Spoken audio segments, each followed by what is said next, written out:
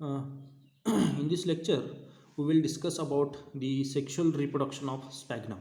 Okay, तो last लेक्चरमध्ये आपण बघितलं की मॉर्फॉलॉजी, ओके, त्यानंतर ना anatomy of stem and leaves, okay, and रिप्रोडक्शनमध्ये आपण फक्त जस्ट कवर केलं की व्हेजिटेटिव्ह रिप्रोडक्शन. व्हेजिटेटिव्ह रिप्रोडक्शन जे आहे की हे 3 प्रकारनं होतो. One is protonemal branch, okay, second one is the gemmae formation, okay, and third method is the innovation method. Okay, अशा तीन डिफरंट टाईपचे काय आहेत हे व्हेजिटेटिव्ह रिप्रोडक्शनच्या मेथड आहेत. Okay, so in this lecture we will continue with the reproduction of sphagnum, that is sexual reproduction. So sexual reproduction is advanced oogamous type. Okay, तर सगळ्यात महत्त्वाचं पहिल्यांदा हे आपल्याला माहिती पाहिजे की ह्याच्यामध्ये रिप्रोडक्शन जे आहे ते कुठल्या टाईपचं रिप्रोडक्शन आहे. ओके, तर मर्कॅन्शियामध्ये सुद्धा ऊ गॅमस टाईपचं रिप्रोडक्शन आहे आणि ह्याच्यामध्ये सुद्धा आपल्याला oogamous type of reproduction बघायला मिळतो. Okay, so this is first important point, that is oogamous type of reproduction. Okay, the antheridia and archegonia are produced in a special branches called as antheridial, that is male branch. Okay, and second one is the archegonial, that is female branch. Okay, म्हणजे special ब्रँचेसवरती एन्थेरिडियाच्या आर्किगोनियाची development होते in same, that is monoecious, और different, that is dioecious plant. Okay, या मॉसेसमध्ये काय की काही जे स्पॅग्नमच्या ज्या स्पेसीस आहेत की हे मोनोसियस पण आहेत, काही हे डायोसियस पण आहेत. डायोसियस म्हणजे मेल प्लांट वेगळा असणार, फिमेल प्लांट वेगळा असणार. मोनोसियसमध्ये एकाच प्लांटवरती वेगवेगळे ब्रँचेस, मेल ब्रँच असणार एक, दुसरं फिमेल ब्रँच असणार. मेल ब्रँचवरती अँथ्रेडिया डेव्हलपमेंट होणार आणि फिमेल ब्रँचेसवरती female reproductive structure, that is आर्किगोनियाची डेव्हलपमेंट होणार. Okay, these branches occur at the tip of stem, that is in coma. Coma म्हणजे ग्रुप ऑफ जे ब्रँचेस आहेत, ओके, त्याला आपण कोमा असं म्हटलेलं आहे. Or at the lower nodes. Okay, lower नोडवरती ह्या रिप्रोडक्टिव्ह स्ट्रक्चरची काय होती, डेव्हलपमेंट होती. Okay, so the first of all we will see the structure of antheridial branch and antheridia. Okay, पहिल्यांदा आपण त्याचं काय बघूया, एन्थ्रेडियाचं स्ट्रक्चर आपण बघूया, नंतर आपण त्याचं रिप्रोडक्शन कसं होतं. Antheridial branch are shorter than vegetative branches and appear like a catkin. Catkin म्हणजेच काय की कॅटकिन टाईप ऑफ इन्फ्लोरोसन्स, म्हणजे मांजराच्या शेपटी ज्या टाईपचं आपल्याला बघायला मिळतो फुगल्यानंतर त्या टाईपचं त्या टाईपचं ब्रँच आपल्याला हे स्पॅग्नममध्ये बघायला मिळतं. ओके, म्हणजे एन्थ्रेडियाचे स्ट्रक्चर, एन्थ्रेडियल जे ब्रँच आहे ते कॅटकिन टाईप असतो. Okay, they are covered with red brown coloured leaves. Okay, ह्याच्यावरती रेड किंवा ब्राऊन कलरच्या लिव्जनं कवर केलेला असतो. So antheridia are arranged acropetally in a axile of leaves of these branches. सगळ्यात महत्त्वाचं म्हणजे काय, एन्थ्रेडिया जी आहे ते ॲक्रोपेटल म्हणजे एक्झाईल पोझिशन. एक्झाईल म्हणजे काय की स्टेम आणि लिव्ज या दोघांच्या मधलं जे पार्ट आहे की त्या दोघांच्या मधलं पार्टला काय म्हणायचं, axile position.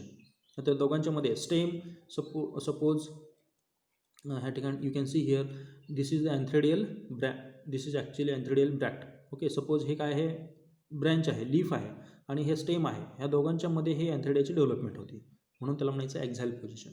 Okay, so you can see here the axils of antheridial branch. Okay, म्हणजे हा स्टेम आहे. ओके, आणि ह्याच्यामध्ये हे काय आहे, एन्थ्रेडियाचे स्ट्रक्चर. अशा पद्धतीनं हे खाली लिव्ज असतो आणि ह्या मेन स्टेम की त्या दोघांच्या मध्ये ह्या एन्थ्रेडियाची डेव्हलपमेंट होते. ओके, तर ह्याला म्हणायचं एन्थ्रेडियल ब्रँच. ओके, तर एन्थ्रेडियाचं स्ट्रक्चर जर बघितलं की हे this is the lower part of antheridia. तर ह्याच्या लोअर पार्ट जे आहे त्याला म्हणायचं स्टॉक आणि ह्या पार्टला म्हणायचं हेड. जसं की आपण मार्कॅन्शियामध्ये बघितलं, मार्कॅन्शियामध्ये सुद्धा हा स्टॉक पार्ट होता आणि हेड पार्ट होता. त्या हेड पार्टमध्ये जे outermost part which is made up of jacket layer cells which they are sterile in nature.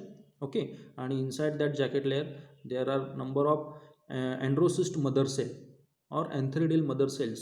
These antheridial mother cells later on metamorphosis to form antherozoids or sperm cells. Okay, तर अशा पद्धतीने हे एन्थेरोझॉइड mother सेलचं Metamorphosis होतो mature झाल्यानंतर आणि त्यांच्यापासून प्रत्येक सेलपासून काय तयार होतो, स्पर्म सेल्स किंवा एन्थेरोझॉइड सेल्स तयार होतात. ओके, त्यालाच आपण म्हणतो मेल गॅमेट. ओके, आता आपण इथंपर्यंत बघितलं की एन्थ्रेडियल जे ब्रँच आहेत आणि एन्थ्रेडियाची डेव्हलपमेंट होतो ते एक्झाईल पोझिशनला होतो. Antheridia are club shaped with long multicellular stalk and globular body.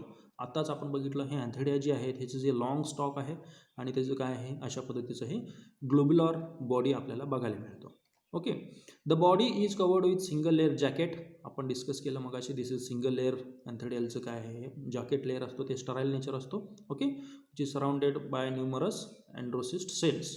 Okay, म्हणजे कशाभोवती सराउंडिंग असतो, सेंटरला जे अँड्रोसिस्ट जे सेल्स आहेत त्या अँड्रोसिस्टच्या भोवती हे जॅकेट लेअर, स्टराईल लेअर असतो. ओके, अँड ते अँड्रोगोनियल सेल डेव्हलप इंटू एन्थ्रोजॉइड्स और स्पर्म सेल्स. मगाशीच आपण बोललो की आतले जे अँड्रोसिस्ट मदर सेल्स आहेत त्यांचा मेटामॉर्फोसिस होतो. मेटामॉर्फोसिस झाल्यानंतर त्यांच्यापासून अँड्रोसिस्ट किंवा स्पर्म सेल्स डेव्हलप होतो. Each sperm is spirally coiled. Okay, प्रत्येक जे स्पर्म असतो ते स्पायरल असतो. स्पायरल म्हणजे असं गुंडाळलेलं, जसं DNA हेलिकल स्ट्रक्चर असतो तसं स्पायरल असतो. ओके, कॉइल्ड झालेला असतो. Elongated structure with pair of flagella. Okay, हे कॅरेक्टरिस्टिक फीचर्स आहे. त्याला प्रत्येक तुम्हाला स्पर्मवरती 2-2 फ्लॅजेला असणार. फ्लॅजेला कशासाठी असतो तर त्याची मुवमेंटसाठी असतो. Okay, mature sperm are release from the antheridium by separation of the jacket cells. Okay, जेव्हा हा कंप्लीट मेल एन्थेरिडियल मॅच्युअर होतो, तर मॅच्युअर झाल्यानंतर हे जॅकेट जे लेअर आहेत हा which secrete mucilaginous substance. These mucilage substance absorb water from the environment and they swell and rupture. हा कंप्लीट रप्चर होतो, फुटतो आणि त्यातले जे मॅच्युअर झालेले एन्थेरिजॉइड स्पर्म आहेत ते रिलीज होते इन्व्हायरमेंटमध्ये. Okay, so this is all about the structure of antheridium. एन्थेरिडियाची पहिल्यांदा आपण आपलं काय ह्याच्यामध्ये लक्षात ठेवायची की एन्थेरिडियाची डेव्हलपमेंट हे ॲक्झाईल पोझिशनमध्ये होती, स्टेम आणि लीव्हच्या मध्ये. ओके, कोमामध्ये. ओके, आणि सगळ्यात महत्त्वाचं म्हणजे काय आहे की शॉर्ट ब्रँचेसपेक्षा एन्थेरिडियल ब्रँचची जी साईज आहे ते छोटी असते. ओके, ह्याचं जे स्ट्रक्चर आहे ते कॅटकिन टाईपचं स्ट्रक्चर असतो. ओके, त्यानंतर ह्याच्यामध्ये जे स्ट्रक्चर ओव्हरऑल आपण बघितलं की 2 पार्ट असतात. एक आहे स्टॉक पार्ट, दुसरा आहे हेड पार्ट. स्टॉक हा इलॉंगेटेड असतो आणि हेड पार्टमध्ये काय काय असतो, अँड्रोसिस्ट मदर सेल आणि which is covered by jacket layer cells. Jacket layer cells हे सिंगल लेअर सेलपासून बनलेला आहे हा कम्प्लिटली. ओके, आणि androcyte mother cell get metamorphosis to form a androcyst or sperm cells. Okay, so this is all about the structure of Antheridia. Okay, next part, that is structure of Archegonia, that is female branch. That is female reproductive structure. The archegonial branch are very short and thick. आर्किगोनियाचं जसं की एन्थेरिडियल branch आहे तसंच आर्किगोनियाचं branch असतो. But ते कसं आहे, but हे तुम्ही बघू शकता, हे ह्या ठिकाणी एन्थेरिडियल ब्रँच आहे, ह्या आर्किगोनियल ब्रँच आहे. ह्या लीव्हच्या आतमध्ये ॲक्झाल पोझिशनमध्ये, okay, this is the leaf, आणि ह्या लीव्हच्या आतमध्ये आर्किगोनियाची डेव्हलपमेंट होती. आणि ह्या ब्रँचला म्हणायचं आर्किगोनियल ब्रँच, की जिथं फिमेल रिप्रोडक्टिव्ह स्ट्रक्चरची डेव्हलपमेंट होती. ज्या ब्रँचेसवरती फिमेल रिप्रोडक्टिव्ह स्ट्रक्चरची डेव्हलपमेंट होती त्याला म्हणायचं archegonial branch. Archegonial branch are very short and thick. They are purple in colour. सगळ्यात महत्त्वाचं, एन्थेरिडिया कसं होतं, रेड किंवा ब्राऊन कलरचे लीव्ज होते त्याच्यावरती.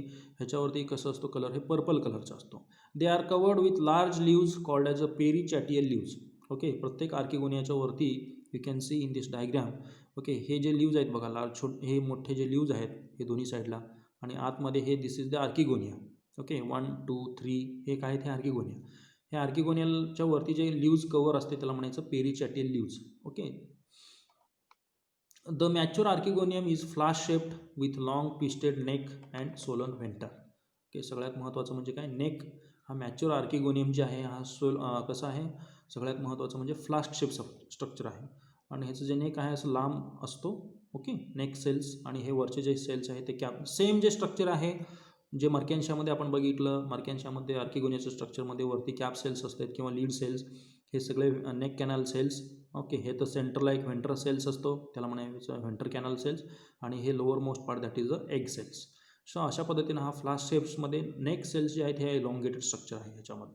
Okay, the neck is covered with 6 vertical rows of neck cells and cover cells. ह्याच्यामध्ये 6 vertical rows of cells आहेत. ह्याच्यामध्ये जर बघितलं आपण, हे नेक सेल्स हे 6 नेक सेल्स आहेत, and 1 venter canal cells and basal one is the egg cells. Okay, तर अशा पद्धतीनं हे काय आहे, structure of archegonia. Okay, that is female branches. Okay, next आपण बघूया आता next structure, that is the structure of sporophyte. Sporophyte structure कधी बनतो, जेव्हा हे जे स्पर्म आहे एन्थेरिडियामधलं, जेव्हा स्पर्म जेव्हा रिलीज होतो आणि त्या आर्किगोनियामधलं जे एग आहे, एगसोबत फर्टिलायझेशन होतो. फर्टिलायझेशन झाल्यानंतरचे जे नेक्स्ट स्टेज आहे त्याला म्हणायचं आपण स्पोरोफायटिक स्टेज. ओके, आता स्पोरोफायटिक स्टेज कधी डेव्हलप होणार, जेव्हा फर्टिलायझेशन झाल्यानंतर फर्टिलायझेशनचं झायगोट बनतो, झायगोटचा एम्ब्रिओ बनतो. ओके, झायगोटचं एम्ब्रिओ कसं बनणार, झायगोटचं काय होणार, मायटॉसिस होणार. झायगोट हे आता डिप्लॉइड आहे. ओके, डिप्लॉइडचं मायटॉसिस होणार, म्हणजे सगळे सेल्स हे काय होणार, mitotically they are diploid. They are diploid cells mitosis झाल्यानंतर. ओके. मायटॉसिसमध्ये क्रोमोझोमची संख्या रिड्यूस होत नाही आहे, मिओसिसमध्ये रिड्यूस होतो. त्यामुळं झायगोट डिप्लॉइड आहे म्हणजे ते एम्ब्रिओसुद्धा काय असणार, डिप्लॉइड स्ट्रक्चर असणार. ओके. त्यामुळं ते एम्ब्रिओपासून नेक्स्ट आता स्पोरोफायटिक स्ट्रक्चर डेव्हलप होतं. ओके. जसं की आपण मार्केन्शियामध्ये झायगोट नंतर एम्ब्रिओ बनतो, एम्ब्रिओ नंतरनं त्याच्यापासून काही सेलपासून फूट बनतो, काही सेलपासून सिटा बनतो आणि काही सेलपासून कॅप्सूल बनतो आणि त्या कॅप्सूलमधून जे स्पोर मदर सेल्स आहेत त्यांच्यापासून स्पोर बनतो. तसंच सेम स्ट्रक्चर ह्याच्यामध्ये जेव्हा एग म्हणजे आर्किगोनियामधले जे एग आहे, एगसोबत जेव्हा स्पर्म फर्टिलायझेशन होतं, फर्टिलायझेशन नंतरनं झायगोट तयार होतो, झायगोट नंतर त्यांच्यापासून एम्ब्रिओ बनतो आणि ते एम्ब्रिओचं मायटॉसिस होऊन त्यांच्यापासून स्पोरोफायटिक स्ट्रक्चर डेव्हलप होतो. हे कुठं होतो, फिमेल ब्रँचेसवरती. हे इम्पॉर्टंट आपण लक्षात ठेवलं पाहिजे. Okay. So the ripe of sporophyte, जे mature sporophyte is a dark brownish black, म्हणजे राईप म्हणजे मॅच्युअर झालेलं जे स्पोरोफाईट आहे हा कसा दिसतो तुम्हाला, डार्क ब्राउनिश ब्लॅक कलरचा दिसतो. Spherical structure अपेअरिंग at the tip of the female branch. सगळ्यात महत्त्वाचं हे स्पोरोफाईट स्ट्रक्चर आपण म्हटलं की हे कुठं डेव्हलप होतो, फिमेल ब्रँचवरती, कारण एग तिथंच असतो. Okay. It is found on the stalk called the mature sporophyte consist of bulbous foot. ह्याला सुद्धा छोटासा स्पोरोफाईटचं स्ट्रक्चर बघितलं की छोटासा स्मॉल बल्बस फूट असतो and spherical capsule. Okay. The two are connected by narrow neck like regions is called seta. म्हणजे sporophytic स्ट्रक्चरमध्ये तिन्ही पार्ट असतो, फूट, सिटा, कॅप्सूल, तिन्ही पार्ट असतो ह्याच्यामध्ये सुद्धा. Okay. The foot is embedded in the tissue of pseudopodium of gametophyte. म्हणजे female ब्रँचेसवरती हा फूट काय असतो, इम्बेडेड असतो. त्या फूट काय करतो, महत्त्वाचं न्यूट्रिशन ॲब्सॉर्प्शन, वॉटर ॲब्सॉर्ब करून ते डेव्हलपिंग स्पोरोकार्पला देत असतो. It absorb nutrition and water by growing sporophyte. The capsule has following part. Okay. कॅप्सूलमध्ये वेगवेगळे पार्ट असते. ओके. या ठिकाणी बघू शकता तुम्ही, this is the capsule part mature. Okay. तर हे कम्प्लिटली काय आहे, राऊंड